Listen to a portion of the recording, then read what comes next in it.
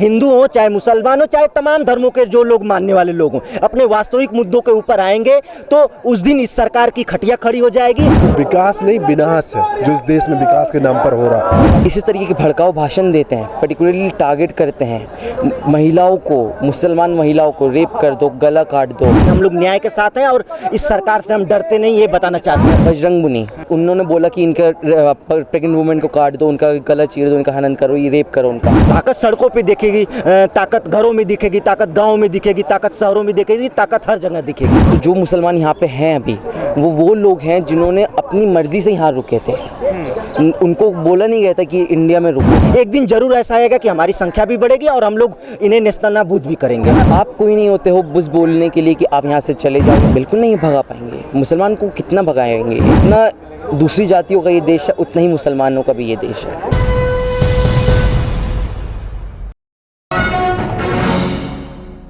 सरकारी स्कूल है। सबसे पहले ये बताइए कि इस वक्त जिन लोगों की रिहाई के लिए आप बात कर रहे हैं, सरकार तो उन्हें दंगाई कह चुकी है, सरकार कह चुकी है कि ये सभी लोग देश का माहौल खराब कर रहे हैं। देखिए, सरकार का तो अपना नैरेटिव है, वो अपने आप को जो जनता सड़कों पर है अपने बुनियादी अधिकार के लिए, चाहे वो राजनीतिक अधिकार हो, चाहे नौकरी का, बेरोजगारी का, जो भी अधिकार है उसके खिलाफ जो भी लड़ेगा, जो बोलेगा, तो सरकार उसको अपना दुश्मन मानती है। और दुश्मन जब मानती है तो उनको दंगाई, देश विरोधी, राज विरोधी सब कुछ कहेगा। मगर वो राजा है और ये प्रजा है। अगर इस तरीके से भी देखो तो वो उनसे द्रोह करते हैं, उस राजा से संतुष्ट नहीं है, तो तुम उनको राजद्रोही कह सकते हो, देशद्रोही या गद्दार या ये नहीं कह सकते हो भाई तुम राज हो, हम तुमसे सहमत नहीं है। असल में देशद्रोही कौन है? देशद्रोही वो है जो देश की संपत्ति को दोनों हाथों से लुटा रहे हैं, चाहे वो किसी की भी सरकार हो, किसी भी झंडे की सरकार हो। कैसे देश के अंदर जो संपदा है, संसाधन है, जो श्रम है, उसको विदेशी कंपनियों को बेच रहे हैं, चाहे वो कानून के नाम पर, चाहे विकास के नाम पर। वो विकास नहीं विनाश है जो इस देश में विकास के नाम पर हो रहा है। असली देश के दुश्मन देश की संपत्ति और देश के श्रम को जो बाहर भेज रहे हैं वो हैं देश के दुश्मन, न कि देश के जो आवाम जो अपने हक अधिकार के लिए खड़ी हो रही है वो देश की दुश्मन नहीं है। इसको सरकार ने दुश्मन बना के रखा है, जबकि सरकार ही विदेशियों के इशारे पर चलती है। यहाँ देश की जो संपदा है, जो छत्तीसगढ़ है, झारखंड है, उड़ीसा है, यहाँ का जो कीमती संसाधन है उसको कैसे मल्टीनेशनल कंपनियों को दे रही है। कैसे यहाँ की मल्टीनेशनल कंपनियां आके देश में मजदूरों को 100 रुपया, 200 रुपया, 300 रुपया पे काम करा रही हैं और 10,000 रुपया, 5,000 रुपया उनसे कमा के ले जा रही है पर डे। बताइए कि आप प्रोटेस्ट कर रहे हैं, इसके बाद क्या इन लोगों को रिहा कर दिया जाएगा? आपको नहीं, देखिए हम लोग आज का जो माहौल है, जिस तरीके से सरकार जाति और धर्म के आधार पर बांट रही है, ये धर्म के आधार पर मान लो कोई मुस्लिम पकड़ा जाएगा तो वो मुसलमानों का काम है उनके खिलाफ बोलना। हम इस चीज़ से इत्तेफाक नहीं रखते।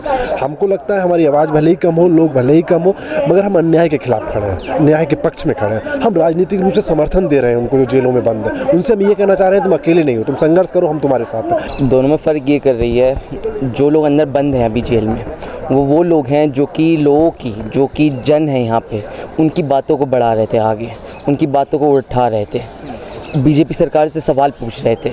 सिर्फ बीजेपी सरकार नहीं, जितनी भी सरकार है, चाहे आप छत्तीसगढ़ में देख लो, चाहे झारखंड में देख लो, जो लोग उन पे सवाल करते हैं सरकार से, उसको वो लोग अंदर कर रहे हैं। अंदर किस मामले पे कर रहे हैं? ऐसे मामलों पे कर रहे हैं जिससे कि रिहाई उनकी मुश्किल हो जाए, जो कि दूसरे कानून हैं, UAPA, NSA, टाडा, पोडा, इन कानूनों पर।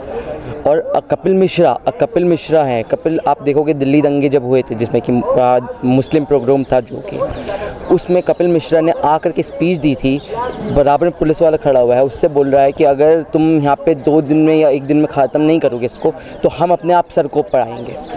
पूरी एविडेंट है कि जो पत्थर आए थे, ट्रक के पत्थर उतारे गए थे, हर चीज़ में कहीं ना कहीं कपिल मिश्रा की बैकिंग रही थी। कपिल मिश्रा आगे खुद धमका रहा है लोगों को, पर उस पर कोई एक्शन नहीं लिया गया। अनुराग ठाकुर जब इलेक्शन हो रहा था दिल्ली का, और जब CA एंटी मूवमेंट चल रही थी, एंटी CA मूवमेंट, तो उस टाइम पर उन्होंने नारे दिए थे कि देश इनको गोली मारो, ये सारी चीज़ों पर उनको प्रमोट करा जाता है और उल्टा उन पर कुछ नहीं करा जाता है। ठीक है, ये आपके ये क्या नाम उनका,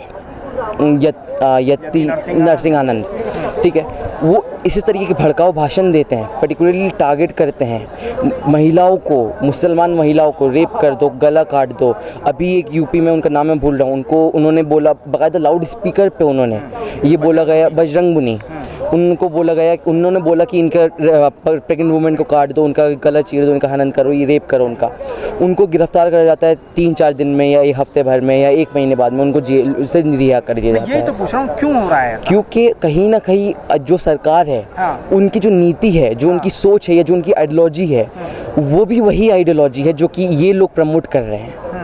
और क्या वो अपने आइडियोलॉजी के लोगों को आगे बढ़ाएगी? देखो, बीजेपी हो चाहे वो आपके ये हो, सब कोई आरएसएस से जुड़े हुए हैं, ठीक है। जो आइडियोलॉजी है आरएसएस की, आरएसएस के हिसाब से एक सिटीज़न कब होता है एक कंट्री का, वो जब वहाँ पे पैदाइश उसकी वहाँ पे होती है या जब उसके रिलीजन की पैदाइश वहाँ पे होती है। तो उनके लिए जो मुसलमान हैं या आपके जो क्रिश्चियनिटी है, जो कि उनको वो बोलते हैं कि बाहर से आए हुए धर्म है इंडिया में, उन लोगों को टारगेट करा जाता है, ठीक है, या रिलीजियस बेसिस पे, ठीक है, दलितों पे हमला करा जाता है, ठीक है, जहाँ उनको एक ब्राह्मणवाद को आइडियोलॉजी को, उनकी जो ब्राह्मणवाद की आइडियोलॉजी है उसको चैलेंज करा जाए।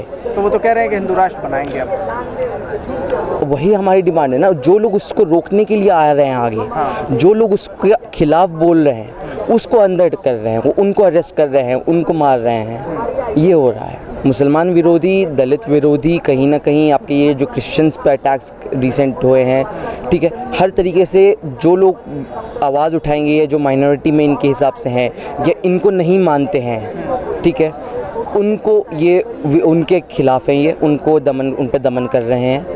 वो नहीं चाहते इनको देखना बिल्कुल भी, उसी हिसाब से कहाँ रहते चले जाएं फिर हैं। मुसलमान देश से अगर देखना नहीं ये सवाल उनसे करा जाना चाहिए ना। जितना देश, आपसे पूछ रहा हूँ कि अगर ऐसा हो जी, कि भाई बात आ गई कि जाना है अब आप, हाँ, कहाँ कहीं नहीं जा सकते।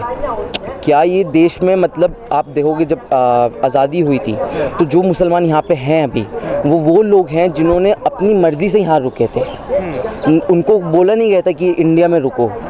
तो आप जो क्लेम कर रहे हो कि ये सिर्फ एक पर्टिकुलर कम्युनिटी का या एक पर्टिकुलर रिलीजियस बिलीव्स के लोगों का ही ये देश है, तो ये आपका क्लेम ही गलत है।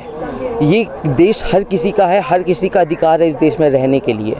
आप कोई नहीं होते हो बस बोलने के लिए कि आप यहाँ से चले जाओ, या आप जाएंगे कहाँ पर, कहाँ जाएंगे, सवाल यही तो है। आप इन्होंने डिटेंशन कैंप, CA NRC अगर आप कंबाइन करके देखोगे, एंड अभी असम में ये प्रैक्टिकली हो रहा है, ठीक है, जो कि डिटेंशन कैंप इन्होंने करा है। कहीं ना कहीं डिटेंशन कैंप आप गैस चैम्बर से कंपेयर कर सकते हो, वही इनका पूरा रेप्लिकेट कर रहे हैं। हिटलर का जो गैस चैम्बर था या वो जो कानून था, तो ये मुसलमानों को भगा पाएंगे?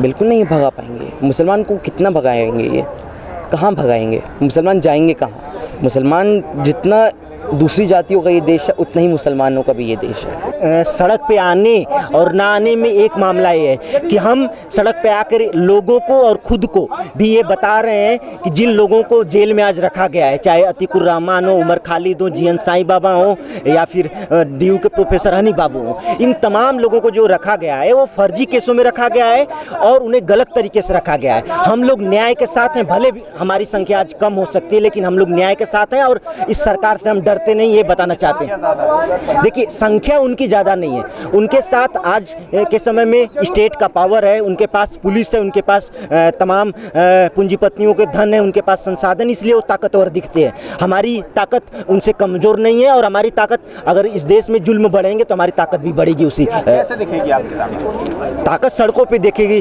ताकत, घरों में दिखेगी ताकत, गाँव में दिखेगी ताकत, शहरों में दिखेगी ताकत, हर जगह दिखेगी। अगर आप दूसरा पक्ष इसका देखिए, अगर हमारे ताकत से सरकार डरती नहीं तो हमारे लोगों को जेल में क्यों डालती? अगर इस वो तो कह रहे हैं कि सब के सब आतंकवादी हैं, देश का माहौल बिगाड़ रहे हैं। देखिए, वो तो कहेंगे भाई, हर अपने दुश्मन को हर आदमी कहता है कि वो आतंकवादी है, वो ये है, वो है। क्या दुश्मनी है? उनको देश को लूटना है, देश के संसाधनों को बेचना है, देश के तमाम चीज़ों को बेच रहे हैं। रेलवे को बेच दिया, ONGC को बेच दिया, जो तमाम संसाधन थे जहाँ पे लोग नौकरियाँ पाते थे, तमाम यूनिवर्सिटियों को बेच दिया। अगर हम जैसे लोग रहेंगे, आप जैसे लोग रहेंगे तो वो लोग विरोध करेंगे। तो वही डर है उनको कि अगर ये लोग रहेंगे तो हम अपनी लूट खसूट नहीं चला पाएंगे। सीधी सी बात। बानों पर क्या कहते हैं आप? देखिए, बिल्किस बानो पे एक महिला के साथ रेप होता है, उसके लोगों को कोर्ट ने, सरकार का ही बनाया हुआ कोर्ट और कानून है, उस कोर्ट और कानून ने उनको सजा दी और उनको आप अगर सरकार माफ़ी फिर उसके बाद देती है और उनका स्वागत होता है घर जाने के बाद फूल मालाओं के साथ, उनको मिठाइयाँ खिलाई जाती हैं। इससे आप दो चीज़ें सोचिए कि लोगों के अंदर जो सामान्य मानवीय चेतना होती है कि हम मनुष्य हैं ना, वो मर गई है। भाई ये आप सोचिए कि जो लोग उनको फूल मालाएं पहना रहे हैं, जिस सरकार ने उनको रिहाई किया है, वो उनकी मानसिकता कितना घृणित होगी, उनके अंदर कितनी घृणा बनी हुई है कि एक रेपिस्ट को वो लोग सम्मानित कर रहे हैं, रेपिस्टों को वो लोग फूल मालाएं पहना रहे हैं। तो वो तो दुनिया देख रही है कि कितने शर्मविहीन लोग हैं, कितने घृणित लोग हैं ये लोग। तो इसमें कहने की कोई बात नहीं है, दुनिया देख रही है। हिंदू मुसलमान का मुद्दा कब तक चलने वाला है? देखिए, हिंदू मुसलमान का मुद्दा तभी तक चलने वाला है जब तक इस देश की जनता अपने वास्तविक मुद्दों पे नहीं आती है। युवा बेरोजगार है, बेरोजगारी का आलम आप लोग अग्निवीर वाले में देखें कि किस तरीके से युवा बेरोजगार है, लोगों को शिक्षा नहीं मिल रही है। कोविड के टाइम आप लोगों ने देखा कि स्वास्थ्य का क्या हालात है, स्वास्थ्य का इतना बुरा हालात है, लोग हजारों हजार लोग, लाखों लाख लोग इलाज के बिना मर जाते हैं। तो जिस दिन इस देश में हिंदू हो, चाहे मुसलमान हो, चाहे तमाम धर्मों के जो लोग मानने वाले लोग हों, अपने वास्तविक मुद्दों के ऊपर आएंगे, तो उस दिन इस सरकार की खटिया खड़ी हो जाएगी। और मुझे उम्मीद है कि लोग एक दिन साथ में आएंगे। इस देश में हिंदू मुसलमान हजारों साल से साथ में रहते हुए आए हैं और हिंदू मुसलमान का कोई मामला ही नहीं है। सरकार अपने कमियों को ढांपने के लिए, अपने पोलराइजेशन के लिए, अपने राजनीतिक फायदे के लिए लोगों के अंदर झगड़े लड़ाती है, धर्म के नाम पे, जातियों के नाम पे, फिरकों के नाम पे, और लोगों के बीच में कोई ऐसा डिवीजन नहीं है। ऐसे कैसे खटिया खड़ी करेंगे सरकार की, इतने लोगों के साथ करेंगे? बिल्कुल होगा भाई। कैसे समझा? आप सोचिए ना कि आज से 40 साल पहले आरएसएस के पास कितने लोग हुआ करते थे, हमारे जैसे ही लोग हुआ करते थे ना। तो और दूसरी चीज़ कि जुल्म बढ़ेगा, महंगाई बढ़ रही है, गरीबी बढ़ रही है, तमाम चीज़ें बढ़ रही हैं, तो लोग हमारे साथ आएंगे। हमें धैर्य रखने की ज़रूरत है, हमें अपने चीज़ों पे काम करने की ज़रूरत है, हमें लोगों को सच्चाइयाँ बताते रहने की ज़रूरत है। एक दिन ज़रूर ऐसा आएगा कि हमारी संख्या भी बढ़ेगी और हम लोग इन्हें नेस्तनाबूद भी करेंगे। अच्छा, खालिद सैफी जेल में है जी, कपिल मिश्रा और अनुराग बाहर हैं जी जी, क्या समझते हैं? तो भाई इसमें तो साफ साफ सरकार ये कह रही है कि आप अगर सच्चाई बोलेंगे, आप जनता के पक्ष में रहेंगे तो आपको जेल में डाला जाएगा, अगर आप रेप करेंगे, आप दंगे फैलाएंगे तो आप बाहर रहेंगे। इसमें तो साफ साफ सरकार बोल रही है, इसमें आपको सोचने की क्या जरूरत है? वो नारे क्या हुए थे? कौन से नारे? गद्दारों जिनका जिक्र आप कर रहे हैं। हाँ, नारे तो अनुराग ठाकुर ने जो दिल्ली चुनाव से पहले लगाए थे, देश ने देखा, मीडिया ने दिखाया, सभी लोगों ने देखा था। तो उन नारों के बाद भी उनके ऊपर कार्रवाई नहीं की गई। तो ये तो वही बात तो हम आपसे कह रहे हैं ना कि सरकार ये कह रही है कि हम कुछ भी करेंगे वो सही है, तुम कुछ भी करोगे वो गलत है। तो छात्र बदलाव लाएंगे? बिल्कुल बदलाव लाएंगे। इतिहास रहा है, दुनिया का इतिहास रहा है। आप लोगों को 60-70 के दशक के छात्र आंदोलन अगर याद होंगे, दुनिया भर में फ्रांस में एक बहुत बड़ा तानाशाह हुआ करता था द गाल नाम से, इनसे भी शायद ताकतवर आदमी था, चला गया, जिसका कोई नाम लेने वाला नहीं। हाँ, बिल्कुल तानाशाह है भाई, इसमें कोई शक नहीं है कि तानाशाह आदमी है और मानसिक रूप से बीमार आदमी है। जिससे मानसिक रूप से बीमार आदमी होता है उसके अंदर खुद के लेकर इंफीरियरिटी कॉम्प्लेक्स होता है, तो लोगों को मारता है, दौड़ाता है, काटने को दौड़ाता है, उस टाइप की स्थिति है। मानसिक रूप से बीमार आदमी है, इसमें तो कोई शक नहीं है।